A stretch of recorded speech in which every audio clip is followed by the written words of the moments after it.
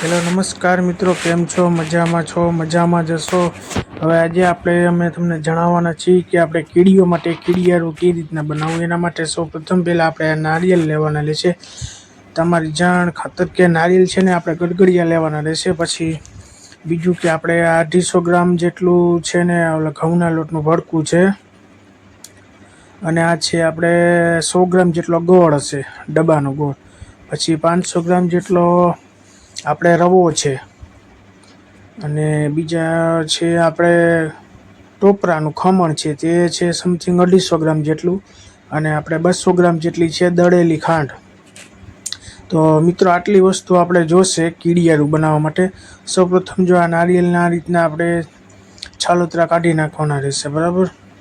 બધા નારિયેલના પહેલાં આવી રીતના છાલોતરા કાઢી નાખવાના અને આ રીતના કરી નાખવાના નારિયેલ. અમે અત્યારે 11 નારિયેલ બનાવી રહ્યા છીએ, એટલે 11 નારિયેલના છાલોતરા ઉતારી નાખ્યા. છાલોતરા ઉતારીને જો આ રીતના અમે મૂકી દીધા છે. તો તમારે છે ને પહેલાં આના માટે મિત્રો એક આપણે ડ્રીલની જરૂર પડશે.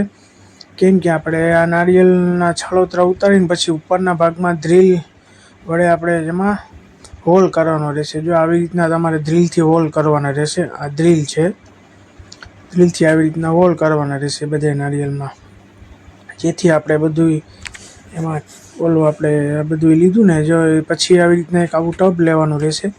એમાં આ બધી વસ્તુ મેં તમને જે પહેલાં બતાવી મિક્સ કરવાની રહેશે.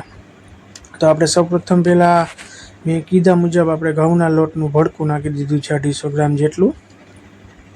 જો તમે વધારે નારિયેલ બનાવો તો વધારે લઈ શકો. પછી આ છે આપણે આ ભાઈ છે એ નાખી રહ્યા છીએ આપણે ટોપરાનું ખમણ. જો આ ટોપરાનું ખમણ નાખ્યું. પછી આ આપણે નાખ્યો છે રવાનો લોટ, એટલે કે રવો. 3 વસ્તુ નાખી. પછી આપણે આ નાખી દીધી છે દળેલી ખાંડ.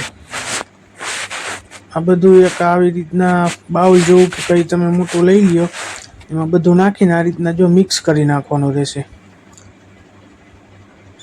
2-5 મિનિટ આવી રીતના હલાવી નાખવાનું, એટલે જો કે બધું મિક્સ થઈ જશે. બધું છે ને આપણે મિક્સ કરવાનું રહેશે મિત્રો. પછી મિક્સ કરીને જો આવી રીતના આપણે નારિયેલમાં જે ડ્રીલથી હોલ કરેલા છે એમાં આ રીતના ભરવાનું રહેશે નારિયેલ.